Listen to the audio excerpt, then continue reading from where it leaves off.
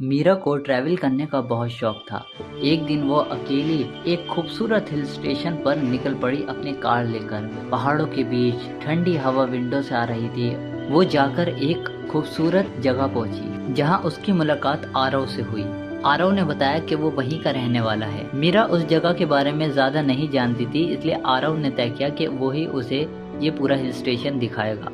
उसने उसे एक होटल का एड्रेस दिया और वो वहाँ पे मीरा को छोड़ आया। सुबह में दोनों एक कॉफी पे मिलते हैं और आरव उसे सारी बातें बताता है कि यहाँ पे घूमने की कितनी अच्छी अच्छी जगहें हैं। मीरा ये सब सुन के काफी ज्यादा एक्साइटिंग हो जाती है और वो उसके साथ चल पड़ती है। आरव उसे नई नई जगह, अच्छी अच्छी जगह दिखाता है, बहुत खूबसूरत लोकेशनों पे ले जाता है जहाँ पर मीरा को बहुत अच्छा व्यू देखने को मिलता है और इन दोनों की दोस्ती गहरी हो जाती है।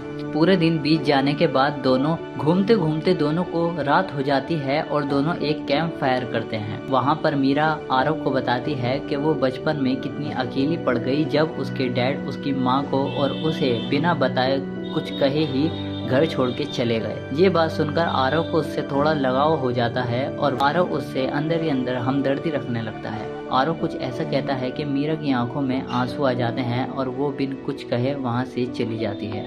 अगले दिन आरव और मीरा दोनों फिर मिलते हैं और आरव कहता है कि वो उसे एक खूबसूरत लोकेशन पर ले जाएगा, उसे उसके साथ चलना होगा। आरव अपनी बाइक निकालता है और वो दोनों बाइक पे निकल पड़ते हैं। ठंडी हवाएं, गीली सड़क और चारों तरफ कोहरा और पहाड़ की खूबसूरती। वो दोनों एक ऊंची पहाड़ी पर पहुंचते हैं जहां पर वो दोनों एक चाय की टपरी पर जाते हैं। वहां पर मीरा अपनी एक डायरी लिखती रहती है। आरव उससे पूछता है कि तुम ये इस डायरी में क्या लिख रही हो। मीरा कहती है कि ये एक सिगरेट डायरी है और मैं इसे किसी को नहीं दिखाती।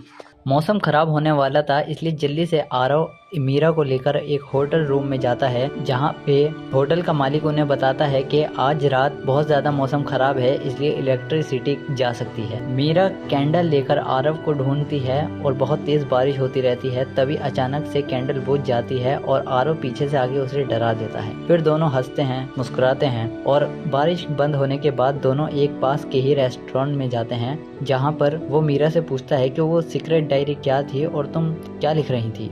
मीरा उसे कुछ नहीं बताती।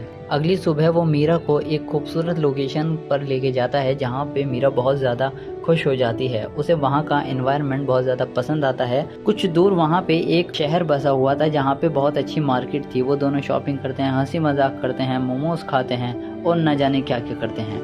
मीरा उसके साथ मानो बहुत ज़्यादा खुश थी और आरव को भी उसकी आदत सी लग गई थी। तभी वो दोनों रात के समय छत पे टहल रहे होते हैं। तभी आरव बताता है कि वो मीरा को पसंद करने लगा है। मीरा चौंक कर कहती है कि कभी किसी की इतनी आदत मत लगाना कि बाद में रोना पड़े। आरव को ये बात बड़ी अजीब लगती है और मीरा वहाँ से बिना कुछ कहे चली जाती है। अगले दिन मीरा उसे बताती है कि वो जो सोच रहा है वो सच नहीं हो सकता, वो दोनों कभी एक नहीं हो सकते। आरव को ये सुन के काफी ज्यादा दुख पहुँचता है पर वो अपने आप को संभाल लेता है। मीरा उसे बताती है कि उसे जल्द ही घर के लिए रवाना होना होगा। अब उन दोनों की स्टोरी यहीं खत्म होती है।